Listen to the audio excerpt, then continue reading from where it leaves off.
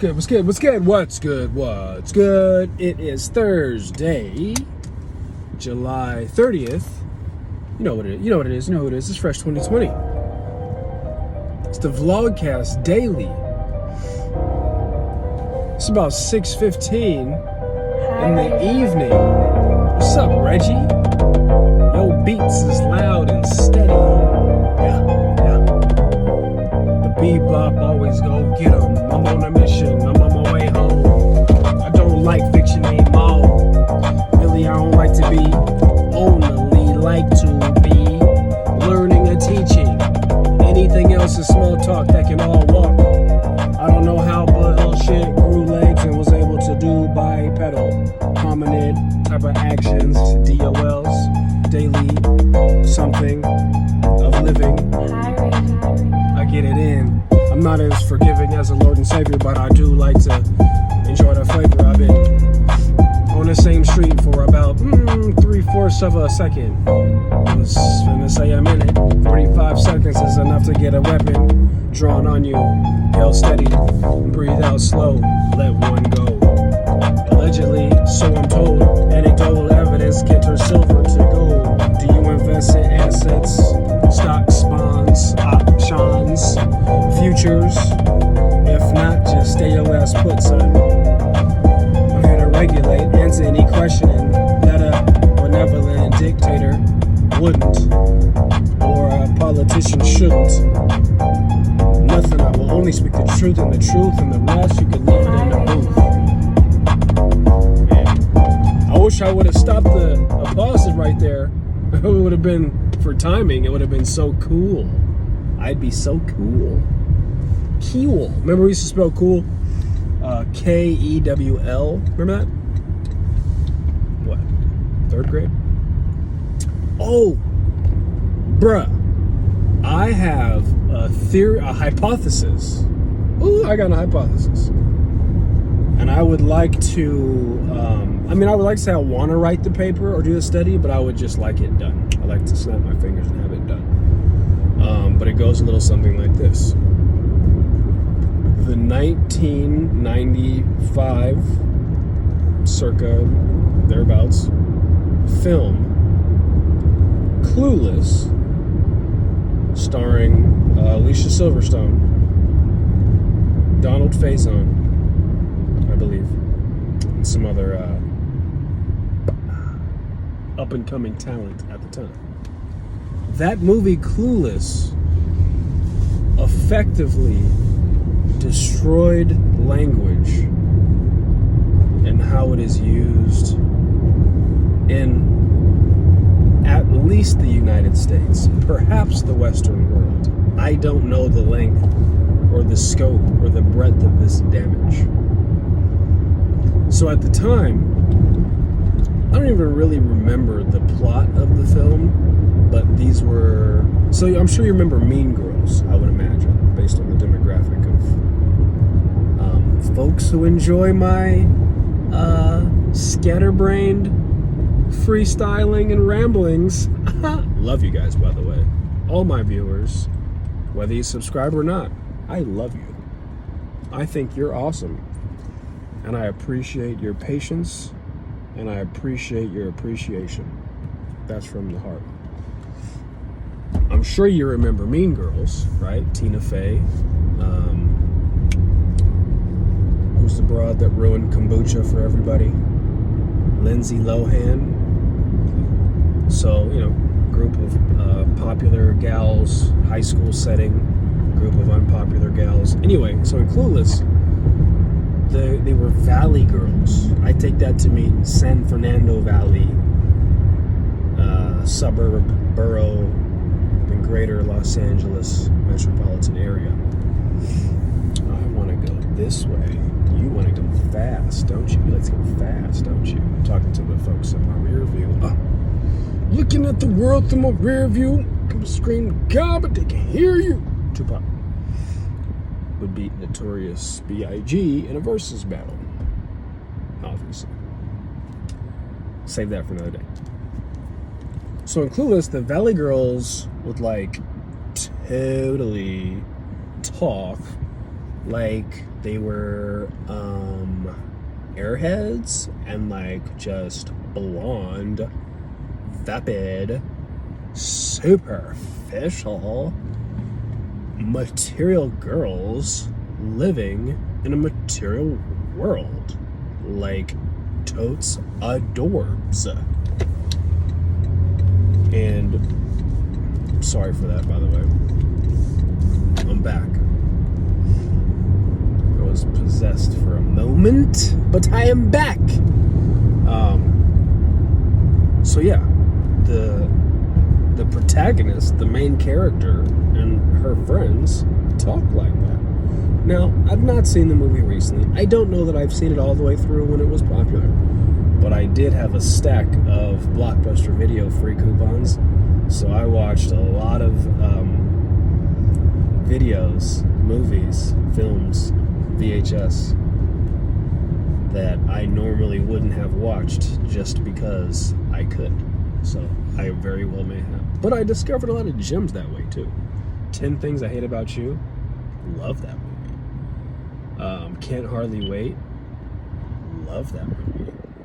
There's a lot of like indie films and rom-coms and things like that I never would have watched if I didn't have access to free rentals. So thank you from the bottom of my heart.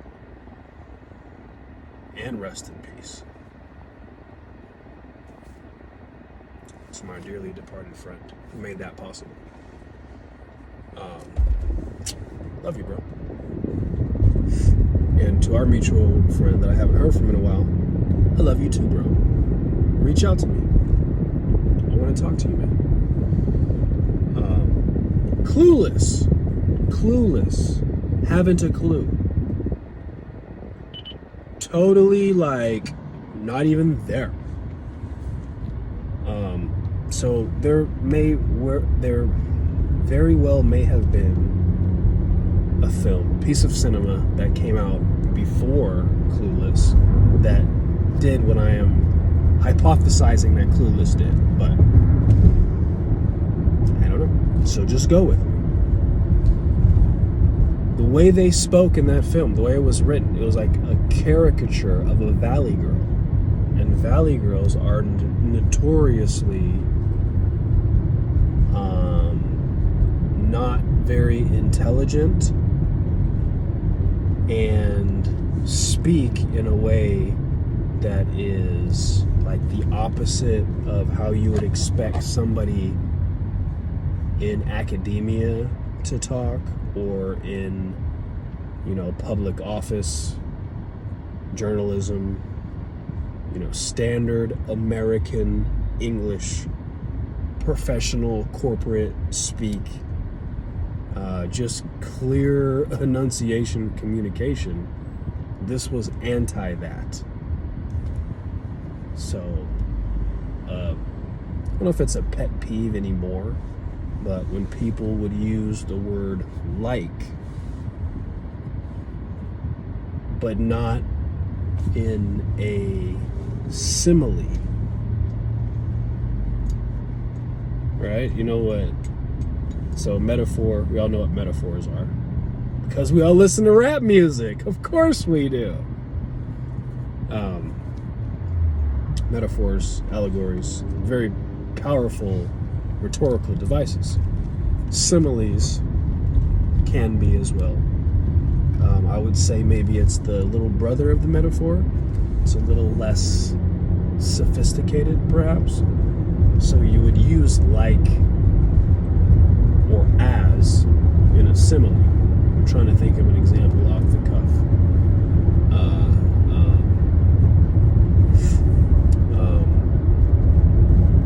I taught my son how to ride a tricycle just like my grandfather taught me to always have a free hand when I'm walking. In case I fall, I'll be able to catch myself. That doesn't even make sense. Might need to go back to the drawing board on that. But yeah, simile. The word can, like I like something, I enjoy it. It's not a great word to begin with. Sort of like the word fantastic or fine or great or good.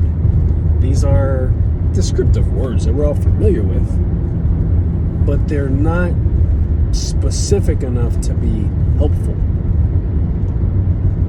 And I, despite what is apparent by my ramblings in my vlogs, I'm a big fan of brevity and being concise. I love the poetry of Saul Williams. I love the poetry of Khalil Gibran. Not exactly sure how to pronounce it. And I would think that they come from the same family tree of poets. And their poetry is full of metaphor. Maybe some simile too. And a lot of them are quite abstract and brief and almost riddle-like brain teasers almost. Word puzzles. They're fantastic. I can very confidently recommend, let's see, Saul Williams. I think his most commercially successful and maybe most accessible work would be She. I got a paperback, like metallic blue cover, and it's the letter S and then the division sign and then HE. So you've got he, under the division sign and then the S on the outside. So it is, I think even that right there is pretty doggone brilliant. Challenging gender norms, gender roles, gender stereotypes, relations between the genders. And that's just the title. So imagine what's inside. It says something very profound in the forward of the book. Man, it's so hot. It's 107 degrees. And I try to have my vent just down below so that way it doesn't mess up the audio. So that's why I'm sweating like a hog. Saul Williams. So yeah, I think toward the beginning of that, I could be mixing it up, the 7th octave, because I have a few books of poetry. And he's got some albums too, some CDs. I don't know if it's music, spoken word, if it's rap. So it's interesting. I would call it challenging. I don't know how enjoyable it is, but I respect it a lot. But I enjoy reading his poetry more, or hearing him perform his poetry, or watching the movie Slam. And that's where I learned about Saul Williams and Khalil Gibran through Saul Williams. Anyway, quite a tangent. Saul says something about my poetry used to be about truth.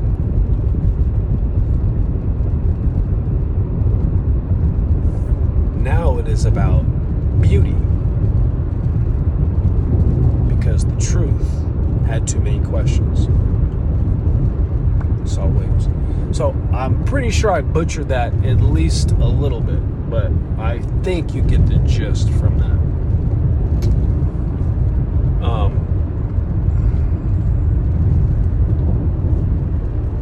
So the reason I've always been drawn to poetry, I used to write poetry fairly regularly. I fell out of habit. Once I discovered like my penchant, proclivity, aptitude for freestyle rapping, that sort of satisfied my need to write poetry. But I should get back in that habit because it's a different medium, it's a different muscle, and it forces me to be concise in a different way. I like haikus. I like haikus a lot. Those are very challenging. And doesn't it make sense that Sudoku comes from a similar, adjacent culture? Haikus. I'm sorry if I'm ignorant with that statement. Because as I was telling my friend today, history and geography by far my worst subjects or areas of knowledge, competency. How far can I get away from the point and remember how to find my way back? I leave breadcrumbs, just like the cartoons. I leave breadcrumbs. You got time for a Zoom? I do not like acapella, much of anything, unless it's barbershop quartet, baby. Oh wee, it's fire. Thirsty, parched. Man, oh man. I'm gonna get back watching. Shout out to Fifth. I got a quart of water, selling hood for $2. Invest, bought the company, sold it for millions. What the fuck? Shit. Talk yo ish, Fifth. Shout out to all my entrepreneurs doing it big. Language is important, people. I live with a, so you can't use Nazi anymore as a derogatory term, right? That's in poor taste, right? That's like verbal blackface, right? Close to it. I don't really want to let go of the term grammar Nazi. I like that term. I would like to continue using it. So just for today, how about last time, huh? Going away party for that? Can we? Shall we? High fives. Boom. No comments, letters, or problems. Just I agree. If anyone raises an issue with it, I'll retire the phrase. But you got to give me a better one. I'm not going to be the Washington football team. I'll tell you that right now. I will speak my mind. Damn it. I live with the clock, Nazi. Sorry. And I guess, to some degree, I am a grammar Nazi. I don't really think that I am a grammar Nazi because as long as I know what the fuck you're talking about, I don't really care if it's grammatically correct. That's how I feel. Also, something really stuck with me from one of my English teachers. I had several great English teachers. Miss Wicks comes to mind from 5th or 6th grade. I don't know that I would consider her to be one of my great English teachers, but she was extremely efficient. Bedside manner could use some work. I hope she is doing well or resting peacefully. Shout out to you, Miss Wicks. I always loved how she explained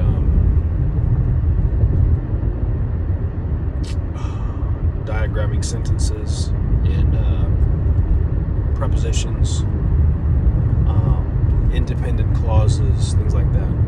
But one of my English teachers said, and this was very powerful to me, they were talking about grammar, syntax, sentence structure. Once you know the rules and you've mastered them, then you can break them. Then you can use what's known as artistic license, right? Fast forward a couple decades, nobody under 35 knows how to spell the word fabulous because F-A-B-O-L-O, because Loso ruined our ability to have any sort of emotional tie-down or mnemonic device. Not sure if I'm using that correctly. To remember the correct spelling of fabulous. But so what? Who cares? So what? Who cares? What's the point? Why is that important? Whatchamacallit?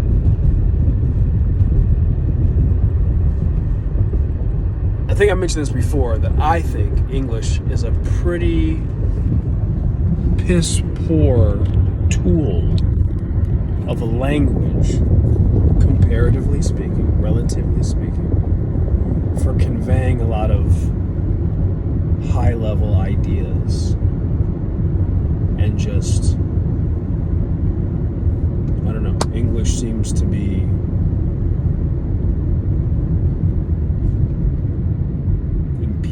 materialist in nature. And I'm talking about your ideas, because as Brett and Heather of the Dark Horse podcast pointed out, that the language that, like your first language, the language that you use most often, the language you're proficient with, whatever your primary language, that's the language that you think in. So if you have, as we do, an alphabetic language with oftentimes nonsensical rules, I learned phonetics. Hooked on phonics worked for me, but it's limiting, very limiting.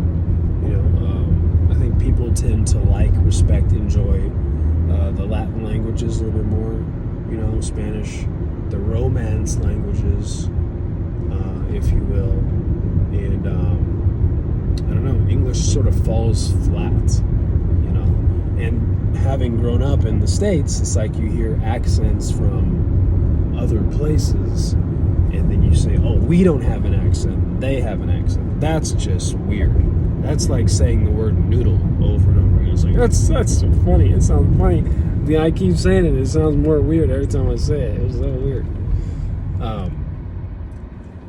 Studying Spanish, the genders of the words, the conjugations of the verbs, the subject, object, order, all these things. And again, shout out to Brett and Heather, Dr. Brett Weinstein, Dr. Heather Hine of the Dark Horse podcast. Unity 2020 hashtag. Does that limit what you can think? If you're thinking in that language, and we don't have a word for X, right? When you communicate with somebody who has a different native tongue, there's always those fun moments of discovery where it's like, how do you say this in your language? Oh, there isn't a word for that. Well, wow, let's figure that out. Let's talk about it. Let's play with it, as Eric Weinstein would say. Love that. Got to challenge each other with thoughts and ideas. The tool that's most readily available to us is language. And for most of the people that I interact with, it's the English language.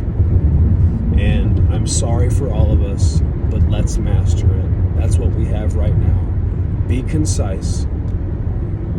And before you speak, I'm talking to myself more than anybody here. Before you speak, is it true? Is it helpful? I think there's one or two more things, but that's what I remember right now, and I hope those are the most important things. So I do often seek clarification. I do often correct people when they speak incorrectly. Verbal tick, right? Just filling up dead air.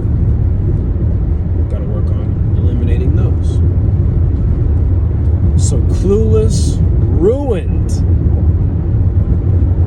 hobbled our ability to communicate with one another because it superimposed ambiguity onto what would otherwise be declarative or exclamatory statements of fact. I think this whole qualifying statement nonsense was born out of the clueless colloquialisms, the over and incorrect use of the word like, the inflection of raising one's voice at the end of a statement, implying that one is unsure about the content of what they're saying. Oh, it hurts my heart to hear people talking like that. And it sparingly can be used as an effective mnemonic device. Rhetorical device. It can be used as an effective rhetorical device. But I think that those instances are few and far between. We need to eliminate that.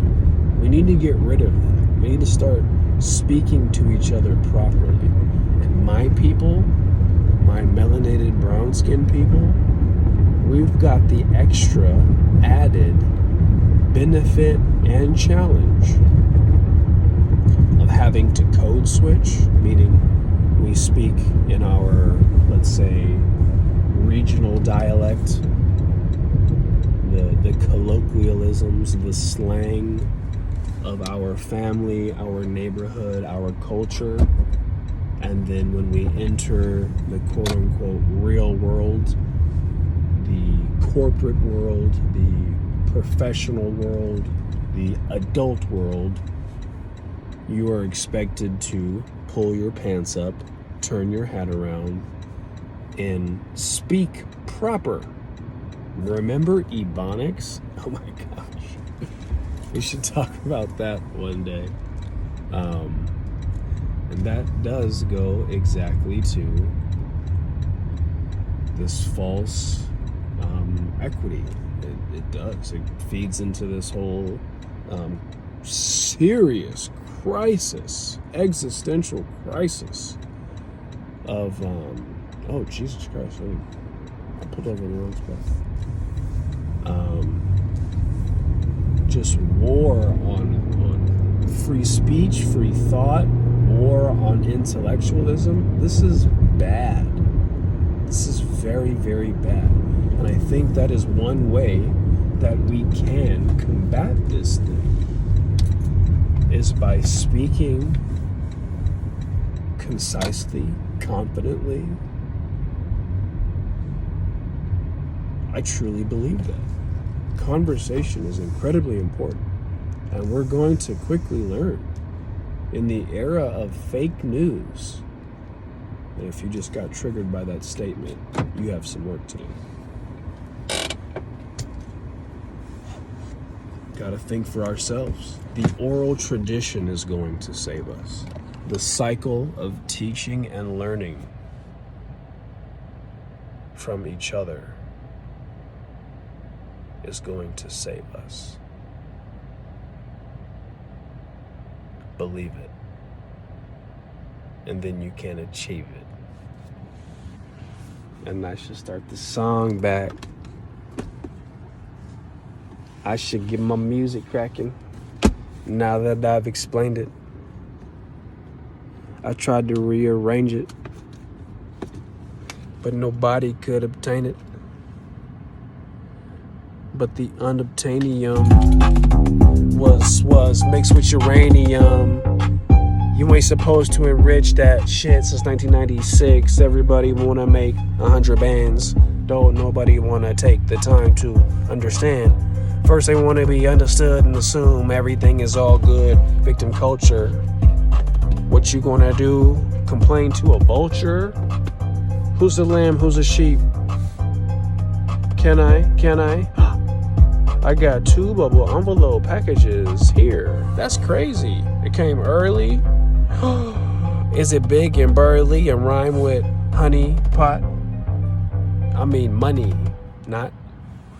That was a pretty fresh way to end, man. I appreciate that. I appreciate y'all. It's Fresh 2020. I always love when y'all listen. It's Thursday. It's my favorite day of the week. It's about to be a new month. It's about to be a new everything. So please take heed to my words. Give your body, give your mind, give your spirit, give your family, give your community, give the world the things that it needs to fight the disease. Peace.